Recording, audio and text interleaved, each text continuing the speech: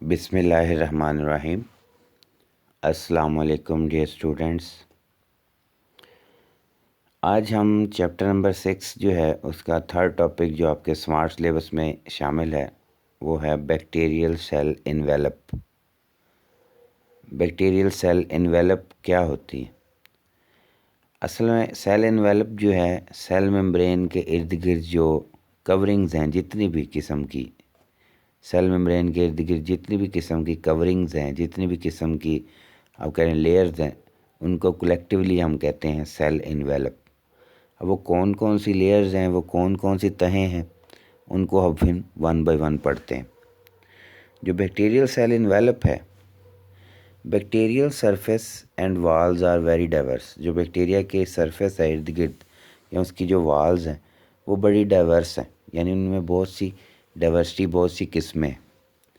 Collectively जो layers हैं cell protoplasm के इर्द गिर्द यानी सेल मेम्ब्रेन के इर्द गिर्द जो लेयर्स हैं जितनी भी, उनको कलेक्टिवली हम कहते हैं सेल इन्वेलप। और वो तीन तरह की लेयर्स होती हैं, एक होता है कैप्सूल, एक होता है स्लाइम, एक है सेल वाल। यानी सेल मेम्ब्रेन के इर्द गिर्द तीन किस्म की तहें होती हैं, एक है कैप्सूल, एक है स्लाइम और एक है सेल वाल। और उन तीनों किस्म की जो कवरिंग्स हैं या तीनों लेयर्स को कलेक्टिवली हम कहते हैं बैक्टीरियल सेल इन्वेलप। अब हम तीनों को फिर वन बाय वन देखते हैं। सबसे पहले है कैप्सूल। कैप्सूल क्या होता है?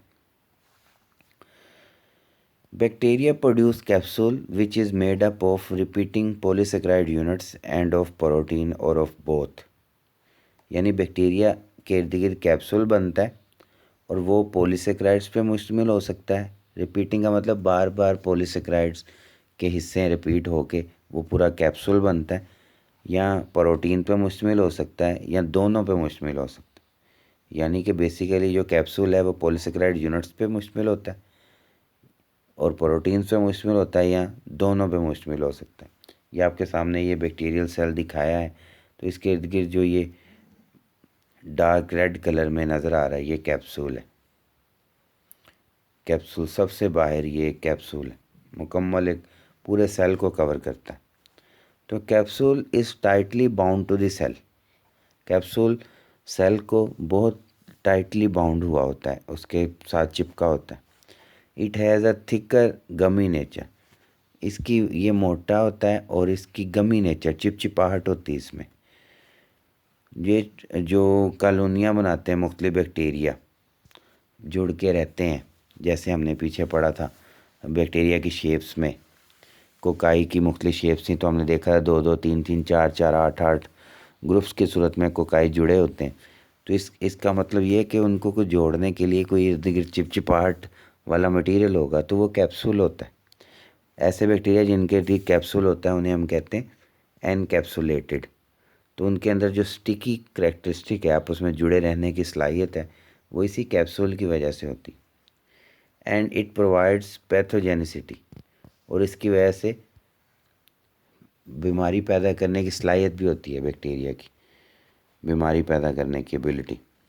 तो कुछ बैक्टीरिया, ये जो कैप्सूल है ये तमाम बैक्टीरिया में नहीं होता, कुछ बैक्टीरिया में होता है।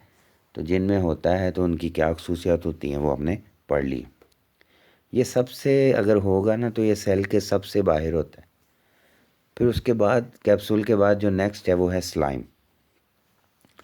सम bacteria are covered with loose soluble shield of macromolecules which is called as slime capsule. ये एक और कैप्सूल है, इसे स्लाइम कैप्सूल कहते हैं। कुछ बैक्टीरिया के अंदर एक और कवरिंग होती है, पर ये कोई जो पिछला हमने कैप्सूल पढ़ा है उसकी तरह सख्त या हार्ड नहीं है। ये एक समझ लें कि एक सॉल्युबल सा मटेरियल है, जैसे रसगुल्ला है उसके इर्द गिर्द शीरा होता है, तो एक सॉल्युबल सा मटेरियल है, एक बारीक सी तय होती है सॉल्युबल से। उसमें भी मैक्रोमोलिक्यूल, उसमें भी कार्बोहाइड्रेट्स वगैरह पॉलीसेकेराइड्स होते हैं। तो ये कैप्सूल के नीचे होता है और सॉल्युबल सा एक मटेरियल है। इट प्रोवाइड्स ग्रेटर पैथोजेनिसिटी, इसकी वजह से बीमारी पैदा करने की सलाहियत होती है बैक्टीरिया में। And it protects them against phagocytosis. और ये जो स्लाइम, जिन बैक्टीरिया के इर्द गिर्द स्लाइम होती है ना, वो थोड़ा स्मूथ हो जाते हैं, वो फिसलने वाले होते हैं। तो ज़ाहिर है फेगोसाइटोसिस क्या है, हमने पढ़ा था 4th चैप्टर में। फेगोसाइटोसिस, जब कोई सेल किसी चीज़ को इंगल्फ कर रहा हो, निगल रहा हो, इस अमल कहते हैं फेगोसाइटोसिस।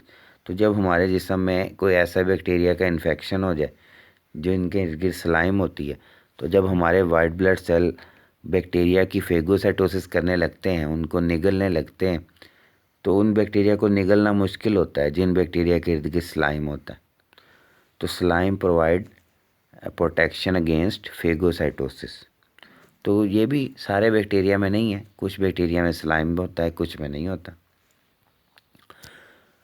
और कैप्सूल और स्लाइम के बाद जो थर्ड लेयर है सेल इन्वेलप की, वो है सेल वॉल। सेल वॉल जो है ये आपके सामने ये डायग्राम में देखें, कैप्सूल के ये डार्क रेड कलर के बाद ये जो येलो कलर में लेयर दिखाई है, ये है cell wall. Cell wall it is rigid structure, ये सख्त होती। It determines the shape of the bacterium, इससे जो बैक्टीरियम की शेप बनती, ये जैसे मुख्तलिफ शेप्स के आपने बैक्टीरिया पढ़े, कोकाई, बेसिलाई, स्पायरल, विब्रियो, इस तरह और भी मुख्तलिफ शक्लें थी, हर एक की अलग अलग टाइप्स में पढ़ी। तो ये जो शेप्स बनती हैं इसमें भी सेल वॉल का रोल होता है।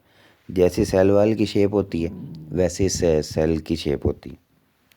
ये सेल को प्रोटेक्ट भी करते हैं cell wall from osmotic lysis, कि जब पानी वगैरह ज़्यादा सेल में भर जाए, सेल फटता नहीं है, इसे कहते हैं ऑस्मोटिक लाइसिस, के पानी के भर जाने से सेल का फट जाना। पर अगर सेल वॉल होगी तो प्रोटेक्शन हो जाती है, सेल लाइसिस नहीं होती। और सेल वॉल भी हर सेल में नहीं होती। Cell wall is only absent in mycoplasmas, जो सबसे छोटे साइज़ के बैक्टीरिया होते हैं माइकोप्लाज्मास, उनमें सेल वॉल नहीं होती, बाकी हर बैक्टीरिया में सेल वॉल होती। अब सेल वॉल की बुनियाद पे ना एक साइंसदान था क्रिस्टन ग्रैम, उसने टेक्निक ईजाद की थी, Gram staining technique. Christian Gram developed the technique of Gram staining. Bacteria could be divided into 2 groups, और स्टेनिंग प्रोसीजर के हिसाब से उसने कहा था 2 तरह के बैक्टीरिया होते हैं, एक होते हैं ग्राम पॉजिटिव, एक होते हैं ग्राम नेगेटिव। पहले हम देख लेते हैं प्रोसीजर क्या है, फिर हम आएंगे पॉजिटिव और नेगेटिव में फ़र्क क्या है। उसने क्या किया, एक स्टेन यूज़ किया था, उसका नाम था क्रिस्टल वायलेट कलर का वो स्टेन था। तो पैटी डिश के ऊपर जब उसने वो कलर डाला तो उसमें जो बैक्टीरिया मौजूद थे सबका कलर हो गया पर्पल। फिर उसने आयोडीन का सॉल्यूशन कलर डाला, फिर भी सबका कलर पर्पल ही रहा, आयोडीन से भी कलर चेंज नहीं हुआ। फिर उसने अल्कोहल डाली, अल्कोहल डालने से कुछ का कलर पर्पल रहा पर कुछ वाइट वाइट हो गया, कलर ख़त्म हो गया। और जब एक और स्टेन था, उसका नाम था सफ़रानीन स्टेन, जब वो डाला तो पर्पल वाले तो पर्पल रहे, लेकिन जो कलरलेस हो गए थे वाइट, वो रेड कलर के, पिंक कलर के हो गए। तो जो बैक्टीरिया पर्पल कलर ही रखते हैं अपना शुरू से एंड तक, उनको कहा पॉजिटिव। और जो अपना कलर बदलते रहते हैं, जैसे अल्कोहल डालने से वाइट हो गए और सफ़रानीन डालने से रेड पिंक हो जाएंगे, किसी और स्टेन से और कलर हो जाएंगे, उन्हें कहा नेगेटिव। तो ग्राम पॉजिटिव वो बैक्टीरिया जो स्टार्ट से लेके एंड तक सेम कलर रखते हैं, उनका कलर पर्पल ही रहता है, बदलता नहीं। और वो बैक्टीरिया जो कलर जिनका बदल जाता है उन्हें कहा नेगेटिव, जिनका कलर सेम रहता है वो पॉजिटिव। तो Gram positive bacteria are stained purple, they retain the primary dye, यानी उनका जो प्राइमरी डाई, जो असल प्राइमरी डाई का मतलब जो सबसे पहले डाई इस्तेमाल हुई थी क्रिस्टल वायलेट वाली, उनका कलर वही रहा। और नेगेटिव वाले वो हैं Gram positive negative bacteria stained pink, उनका कलर पिंक हो गया। उनके जो सेकेंडरी डाई, जो बाद में डाई इस्तेमाल हुई, उनका वो कलर हुआ, पहले पर्पल था लेकिन बाद में चेंज हो गया। जो पॉजिटिव वाले शुरू में भी पर्पल थे, एंड पे भी पर्पल थे। तो ये इसका प्रोसीजर था। अब आपकी बुक में ना टेबल भी बना हुआ है ग्राम पॉजिटिव और नेगेटिव में और क्या क्या डिफरेंसेस हैं, तो आपने वो खुद ही पढ़ लेना टेबल, उसमें अब समझाने वाली कोई बात नहीं है। उसमें लिखा हुआ है कौन कौन से सेल वाल में कौन कौन से केमिकल पॉजिटिव में पाए जाते हैं, कौन से नेगेटिव में, परसेंटेजेस लिखी हुई हैं, लिपिड इधर कितने उधर कितने, और भी बहुत 1-2 खसूसियात लिखी हुई हैं, तो आपने खुद ही पढ़ लेनी है, उसमें समझाने की ज़रूरत नहीं। अब ग्राम पॉजिटिव और नेगेटिव के सेल वाल का फ़र्क होता है। फ़र्क क्या है जो पॉजिटिव होता है ना, उसकी सेल वाल मोटी होती है। ये ब्लैक कलर में जो सेल वाल है ये मोटी है, और सारी की सारी में तकरीबन एक ऑर्गेनिक कंपाउंड है पेप्टिडोग्लाइकेन, वही होता है। लेकिन जो नेगेटिव की सेल वाल होती है उसकी दो तहें होती हैं। एक तह में पेप्टिडोग्लाइकेन है, ये ब्लैक कलर में, और वो बारीक है, यानी पेप्टिडोग्लाइकेन कम है। और पेप्टिडोग्लाइकेन के बाहर भी एक लिपिड्स की लेयर होती है जिसे आउटर मेम्ब्रेन कहते हैं, और वो पॉजिटिव में नहीं है, देख लें, नेगेटिव में है। तो नेगेटिव में पेप्टिडोग्लाइकेन भी है और आउटर मेम्ब्रेन भी है, लेकिन पॉजिटिव में सिर्फ पेप्टिडोग्लाइकेन की लेयर है और वो भी मोटी है। इधर जो पेप्टिडोग्लाइकेन की लेयर है वो पतली है। तो जब आप टेबल पढ़ेंगे उसमें आपको नज़र आएगा कि पॉजिटिव में पेप्टिडोग्लाइकेन ज़्यादा है, नेगेटिव में पेप्टिडोग्लाइकेन कम है। और चूँकि आउटर लिपिड की लेयर भी है, मेम्ब्रेन भी है, तो पॉजिटिव में लिपिड्स कम होंगे और नेगेटिव में लिपिड्स ज़्यादा होंगे। और एक वहाँ पे लिखा होगा पेरीप्लाज्मिक स्पेस, ये सेल मेम्ब्रेन और सेल वाल के दरमियान जो खाली जगह है इसे कहते हैं पेरीप्लाज्मिक स्पेस। तो पॉजिटिव में जो है और नेगेटिव में क्या फ़र्क है, किसी में होता है किसी में नहीं होता। अब पेप्टिडोग्लाइकेन क्या है, इसकी अमाउंट जो है मुख्तलिफ बैक्टीरिया मुख्तलिफ होती है। हमने कहा पॉजिटिव में ज़्यादा होती है, नेगेटिव में कम। एक्चुअली ये दो लफ्ज़ों का मजमूआ है, पेप्टिडोग्लाइकेन। पेप्टिडो मतलब ये देखें, ये जो छोटी छोटी चेन्स हैं टुकड़ों में बनी हुई, ये अमीनो एसिड पे मुश्तमिल है, ये पेप्टाइड चेन्स हैं। और ये वाली जो चेन्स हैं बड़े मालिक्यूल्स की, ये ग्लूकोज या कार्बोहाइड्रेट्स की चेन्स हैं, इन्हें ग्लाइकेन चेन्स कहते हैं। और ये वाली जो चेन्स हैं छोटी वाली, इन्हें कहते हैं पेप्टाइड चेन्स। तो ग्लाइकेन और पेप्टाइड चेन्स मिलकर बनता है पेप्टिडोग्लाइकेन। तो देखें, एक तरफ ये फ्रेमवर्क है, लॉन्ग चेन्स हैं ग्लाइकेन्स की, और शॉर्ट फ्रेगमेंट्स हैं, टुकड़े हैं पेप्टाइड चेन्स के, ये आपस में क्रॉस लिंक है। क्रॉस लिंक मतलब एक ऐसे है तो दूसरा ऐसे है, एक ऐसे लेयर्स है और दूसरी ऐसे, इसे कहते हैं क्रॉस लिंकिंग। तो ये बैक्टीरिया में पेप्टिडोग्लाइकेन होता है, लेकिन हर एक में अमाउंट एक जैसी नहीं होती। पॉजिटिव में ज़्यादा होता है, नेगेटिव में कम होता है। और ज़रूरी नहीं हर बैक्टीरिया पॉजिटिव और नेगेटिव ही हों। कुछ बैक्टीरिया ऐसे होते हैं ना वो पॉजिटिव हैं ना वो नेगेटिव हैं, हम उन्हें कहते हैं आर्ची बैक्टीरिया। तो उनके अंदर और तरह की सेल वाल होती है, उनमें तो ये पेप्टिडोग्लाइकेन होता ही नहीं, उनमें और कोई कंपाउंड होते हैं, प्रोटीन, कार्बोहाइड्रेट्स और चीज़ें, वो आप बुक में पढ़ेंगे, रीडिंग करेंगे, आपको आसान लगेगा।